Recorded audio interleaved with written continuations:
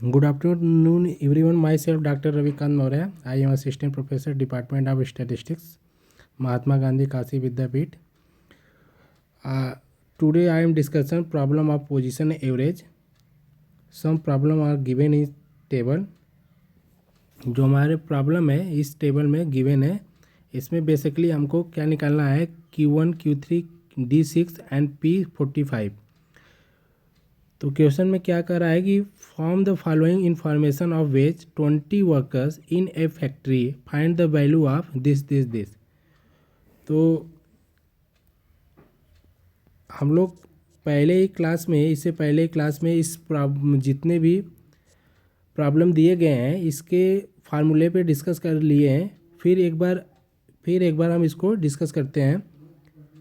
Q1 जब हम quartile division निकालते हैं तो इसके लिए हमारा फार्मूला सपोज कर लीजिए Q1 है। क्वार्टाइल डिवीजन हम क्वार्टाइल निकाल रहे हैं। तो क्वार्टाइल के लिए Q1 के लिए आई बेसिकली क्या होता है कि क्वार्टाइल 4 पार्ट में डिवाइड होता है। तो यहाँ पे आई n+1 डिवाइडेड बाई 4 TH, ठीक। और दूसरा हमारा Q3 है, तो Q3 हो जाएगा।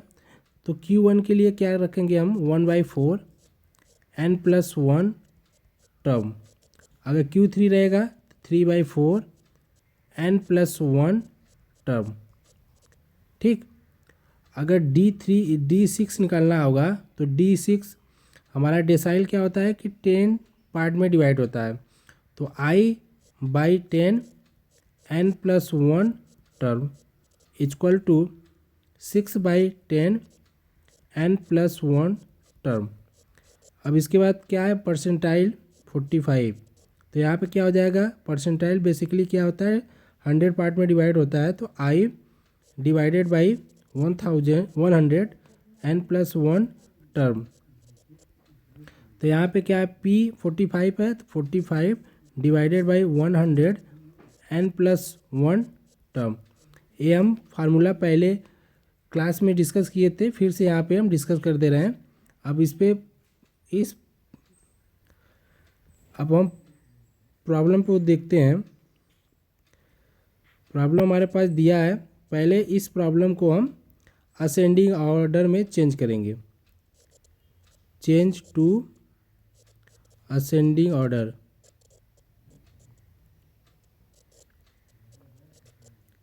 ठीक। लिख देते हैं जितने भी सीरियल नंबर हैं 1 2 3 4 5 6 7 8 9 10 11 12 30 40 50 60 70 80 90 एंड 20। अब यहाँ पे हमारा असेंडिंग ऑर्डर सबसे छोटी वैल्यू क्या आ जाएगी, 170। तो इसको हम डायरेक्टली लिख लेते हैं। हमने इस डेटा को असेंडिंग ऑर्डर में यहाँ पे लिख दिया। पहला प्रॉब्लम क्या है हमारा, फर्स्ट क्वार्टाइल निकालना है Q1। तो फार्मूला क्या होता है, I n+1 term divided by 4। तो यहाँ पे 1 है तो 1/4 हो जाएगा। n की वैल्यू कितनी है, 20 + 1 टर्म हो जाएगा। तो यहाँ हो जाएगा 21 डिवाइडेड बाई 4 टर्म हो जाएगा। तो इसका हो जाएगा 5.25 टर्म आइटम, ठीक है। अब यहाँ पे क्या करना है कि जो 5 टर्म है उसको लिख लेंगे हम। 5 टर्म क्या आ रहा है, 280 प्लस 0.25। अब क्या करेंगे, 5 से पहले वाला जो टर्म होगा उसको लेंगे 6 टर्म माइनस 5 टर्म। तो यहाँ पे 280 प्लस 0.25 यहाँ हो जाएगा 320 माइनस 280, ठीक। 280 प्लस 0.25 मल्टीप्लाई बाई 40। तो 280 प्लस हो जाएगा, यहाँ मल्टीप्लाई करेंगे 10 हो जाएगा, यहाँ पे 290 हो जाएगा Q1 की वैल्यू। पहला प्रॉब्लम सॉल्व हो गया, Q1 की वैल्यू आ गई 290। अब इसके बाद दूसरा है हमारा Q3 है, तो Q3 क्या हो जाएगा, फार्मूला फिर से देख लीजिए, I/4 n+1 टर्म। अब हमको Q3 का फार्मूला यहाँ पे गिवन है, तो n की वैल्यू हो जाएगी 3, I की वैल्यू हो जाएगी 3 और हमारे पास 4 है, n की वैल्यू हो जाएगी 20 + 1 टर्म। तो यहाँ पे हो जाए 3/4 मल्टीप्लाई बाई 21, तो यहाँ पे क्या हो जाए 3 मल्टीप्लाई बाई 5.25, तो यहाँ जाए 15.75 टर्म आइटम हो गए। अब यहाँ पे 15 के प्लेस पे कौन सा वैल्यू है, 50 की जगह पे 480 है, तो यहाँ पे हमने 480 लिख दिया। अब यहाँ पे 0.75 है, 0.75 का मल्टीप्लाई कर दिए। अब इसके बाद जो 6 इसके आगे वाला जो प्लेस होगा तो उसको हम लिखेंगे 16 प्लेस पे आया है वैल्यू 490 माइनस 15 पे आया 480, इनको सब्ट्रैक्ट करेंगे 480 प्लस 0.75 मल्टीप्लाई बाई 10, तो यहाँ हो जाएगा 480 प्लस इसको मल्टीप्लाई करेंगे 7.5, तो हमारा क्या हो जाएगा, थर्ड क्वार्टाइल आ गया 487.50। अब अगला प्रॉब्लम है डी, थर्ड वाला प्रॉब्लम है हमारा, थर्ड D6 की वैल्यू आपको कैलकुलेट करना है। तो फार्मूला होता है डेसाइल का, decyl equal to I/10 n+1 term, ठीक। तो यहाँ पे हो जाएगा D6। अब D6 को हमको कैलकुलेट करना है, तो हमारे पास प्रॉब्लम दिया गया है, तो डेसाइल का फार्मूला होता है I/10 n+1 टर्म, ठीक। D6 है, D6 हो जाएगा 6/10, 20 हमारे पास है डेटा, 20 + 1 हो जाएगा 21 टर्म, 21 हो जाएगा 6, तो यहाँ पे हो जाएगा, इसको मल्टीप्लाई करेंगे हम लोग तो 126 हो जाएगा, यहाँ से 10 का मल्टीप्लाई करेंगे 12.6 टर्म आइटम हो गए। अब इसको देखना है कि हमारा जो 12 वाला है आइटम कौन सी वैल्यू है, 440, तो यहाँ पे हमने 440 रख दिया। अब 0.6 का मल्टीप्लाई ऐड कर दिए। अब इसके एक पहले इसके सक्सेसिव क्लास वाला का वैल्यू लेंगे हम, तो क्या हो जाएगा 450 माइनस जो हमारा आया 12 प्लेस जो 12 प्लेस पे होगा उसको हम वैल्यू रख देंगे, तो यहाँ को सब्ट्रैक्ट करेंगे 10 हो जाएगा, 440 प्लस 0.6 मल्टीप्लाई बाई 10, तो यहाँ पे हो जाएगा 440 प्लस 6, तो इतना हमारी वैल्यू आ जाएगी 446। किसके लिए हमारा हो जाएगा, डेसाइल D6 के लिए हमारी वैल्यू ये हो गई। अब हमको निकालना है परसेंटाइल।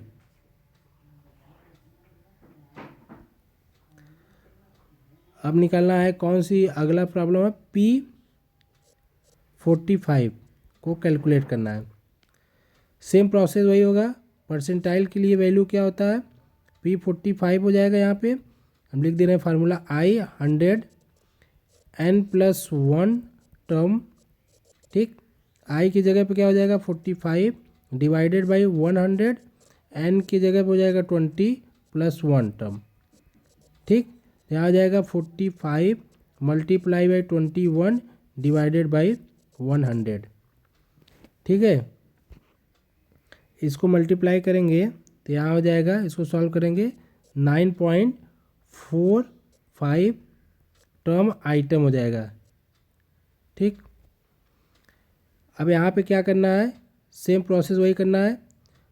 9 प्लेस पे जो वैल्यू है उसको लिख देते हैं। 9 प्लेस पे वैल्यू हमारा क्या है 380, 9 प्लेस पे वैल्यू हमारा क्या है 380 प्लस 0.45, ठीक। इससे पहले वाला प्लेस कौन सा होगा 10 वाला, तो 10 को 10 प्लेस की वैल्यू का क्या आ जाएगी 400 माइनस 380, ठीक। तो यहाँ पे 380 प्लस 0.45 मल्टीप्लाई बाई 20, तो आ जाएगा 380 प्लस 9 हो जाएगा, तो क्या हो जाएगा 389, क्या हो जाएगा इसकी वैल्यू, किसकी, P45 की वैल्यू हो जाएगा 389, ठीक। यहाँ पे जो प्रॉब्लम दिया गया था, किस प्रॉब्लम के लिए था, जब हमारा डेटा क्या हो, अनग्रुप डेटा हो, क्या डेटा हो हमारा, अनग्रुप डेटा के लिए हम लोग यहाँ पे किए थे। अगर यही प्रॉब्लम हो, इनके साथ कोई ना कोई मतलब फ्रीक्वेंसी दी होगी, तो उसके लिए कौन से फार्मूला का यूज करेंगे और कैसे, क्या उसका प्रोसेसिंग है, कैसे सॉल्व करने का क्या तरीका है, अगले प्रॉब्लम में देखिए आप लोग। प्रॉब्लम दिया गया है, the following table gives the size of shoes and the number of pairs sold at A shop in A given year, ठीक। हमारे पास प्रॉब्लम दे दिया गया है, बोला है कि साइज ऑफ शूज 4.5 साइज 5, उनके अकॉर्डिंग क्या गया है, नंबर ऑफ पेयर सोल्ड, उनकी फ्रीक्वेंसी दी गई है, ठीक है। ये हमारे नंबर है शूज के और उनकी फ्रीक्वेंसी दी गई है। अब पूछा गया है फर्स्ट क्वार्टाइल निकालना है, थर्ड क्वार्टाइल निकालना है, 30 परसेंटाइल निकालना है और 7 डेसाइल निकालना है। अब यहाँ पे हम सॉल्व करते हैं।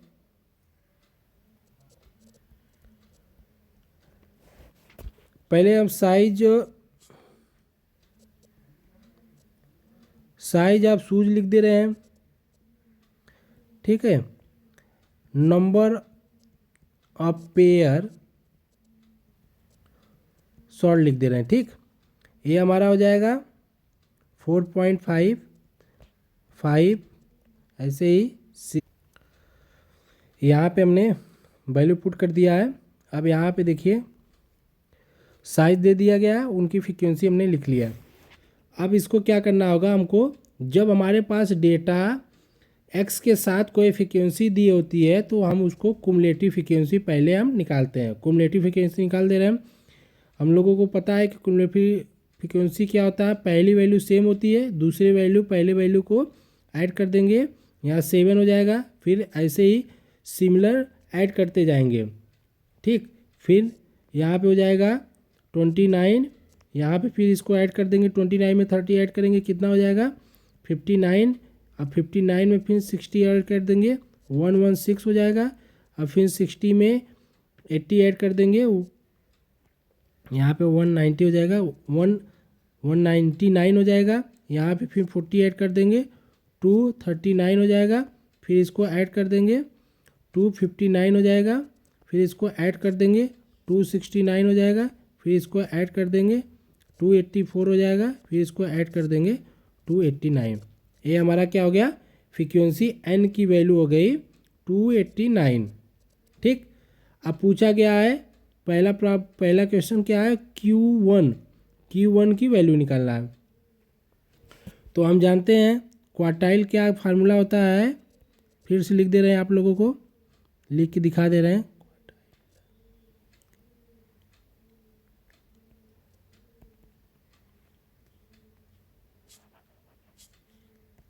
क्वार्टाइल हो जाएगा, Q1 निकालना है तो यहाँ पे हो जाएगा I/4 n+1 टर्म, ठीक। तो 1 है, I की जगह क्या हो जाएगा 1/4 n+1 टर्म, ठीक। तो 1/4 हो जाएगा, n की वैल्यू क्या हो जाएगी 289 + 1 टर्म, ठीक है। इसको ऐड करेंगे 290 डिवाइडेड बाई 4, तो ये क्या हो जाएगा, यहाँ पे इसकी वैल्यू आ जाएगी 72.5 टर्म आइटम, ठीक है। अब यहाँ पे 72.5 कहीं पे दिख नहीं रहा है, तो इसको हम क्या करेंगे, हम कुमुलेटिव फ्रीक्वेंसी से कंपेयर करेंगे, इसको कुमुलेटिव फ्रीक्वेंसी से कंपेयर करेंगे। अब यहाँ देखिए 72.5 है, तो यहाँ पे हमारे पास 72.5 है नहीं, तो जो 72.5 से ग्रेटर देन वैल्यू होगी वो क्या आ रहा है, यहाँ पे आ रहा है क्युमुलेटिव फ्रीक्वेंसी 119 पे। तो उस केस में हमारा साइज़ क्या है, सूज ऑफ साइज़ क्या हो गया, 7 हो रहा है। तो हमारा जो Q1 की वैल्यू होगी वो क्या होगा, सूज का साइज होगा 7। तो यही हमारा क्या हो जाएगा, Q1 की वैल्यू। अब हम जानते हैं कि क्वार्टाइल, परसेंटाइल, डेसाइल ये हमारा पोजिशनल एवरेज को इंडिकेट करता है। तो इसलिए हमारे साइज ऑफ सूज एक्स की वैल्यू कितने आए हैं, इस 72.5 से ग्रेटर क्युमुलेटिव फ्रीक्वेंसी है 119, तो उस केस में एक्स की वैल्यू हमारी क्या है, 7 है। तो Q1 की वैल्यू क्या हो जाएगी, 7 हो जाएगी। अब हमको थर्ड क्वार्टाइल निकालना है, सेम प्रोसेस वही होगा। तो डायरेक्ट हम लिख दे रहे हैं I/4 n+1 टर्म, ठीक। तो I की वैल्यू हो जाएगी 3/4, n की वैल्यू हो जाएगी 289 + 1 टर्म, ठीक। तो यहाँ गए 3/4 मल्टीप्लाई बाई 290 हो जाएगा।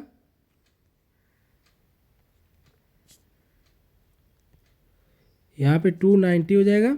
अब इसको सिंप्लीफाई करेंगे, इसकी वैल्यू आ जाएगी 2175 टर्म आइटम हो गया, ठीक है।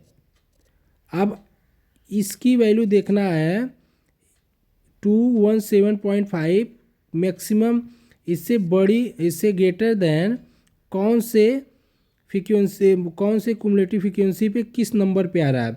217.5 है, तो यहाँ पे 177 है, छोटे स्मॉल है, तो बड़ी क्या है 239। तो किस इंटरवल पे आ रहा है, एक्स की वैल्यू क्या हो जाएगी, हमारा एक्स की वैल्यू हो जाएगी 8। तो Q3 क्या हो जाएगा, हमारा 8 हो जाएगा, ठीक।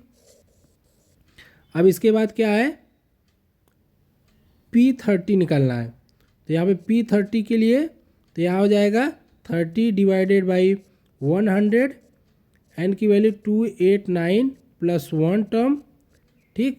तो यहाँ जाएगा equal to 30 divided by 100 multiply by 290। इसको कैंसिल कर दीजिए, यहाँ पे हो जाएगा 30 मल्टीप्लाई बाई 2.9। तो P30 इक्वल टू हो जाएगा, इसको मल्टीप्लाई करेंगे 89.7 टर्म आइटम, ठीक। अब इससे 89.7 से बड़ी क्युमुलेटिव फ्रीक्वेंसी किस पे आ रही है, तो यहाँ पे आ रही है 119 पे। तो हमारा P30 कितने आ जाएगा, 7 हो जाएगा, ठीक। P क्या हो जाएगा, ये हमारा P30 की वैल्यू हो जाएगी, ठीक है। अब इसके बाद क्या है, D7 निकालना है। तो D7 इक्वल टू हो जाएगा 7/100, 289 + 1 टर्म, ठीक। तो यहाँ हो जाएगा 7/10 मल्टीप्लाई बाई 290 हो जाएगा, कैंसिल हो जाएगा। यहाँ पे 7 का मल्टीप्लाई करेंगे, आ जाएगा 209.3 टर्म आइटम, ठीक है। अब इससे बड़ी वैल्यू किस में आ रही है, इस वाले में देखिए, यहाँ पे D7 की वैल्यू आ रही है 239। तो D7 क्या वैल्यू कितना हो जाएगी, 239 किस पोजीशन पे है, 8 वाले पे। तो हमारा क्या हो जाएगा, D7 की वैल्यू हो जाएगी 8, D7 की वैल्यू हो जाएगी D7 इक्वल टू 8। ये हम बेसिक पोजिशनल एवरेज पे प्रॉब्लम हमने कर दिया, जब हमारा डेटा क्या हो, डिस्क्रीट टाइप का, अनग्रुप या इंडिविजुअल डेटा हो, उस केसेस में हमने प्रॉब्लम को सॉल्व कर दिया। अब नेक्स्ट क्लास जो होगा, जो नेक्स्ट लेक्चर होगा, उसमें हम इंटरवल के बेस्ड पे पोजिशनल एवरेज के क्वार्टाइल, डेसाइल, परसेंटाइल को सॉल्व करते हैं प्रॉब्लम को।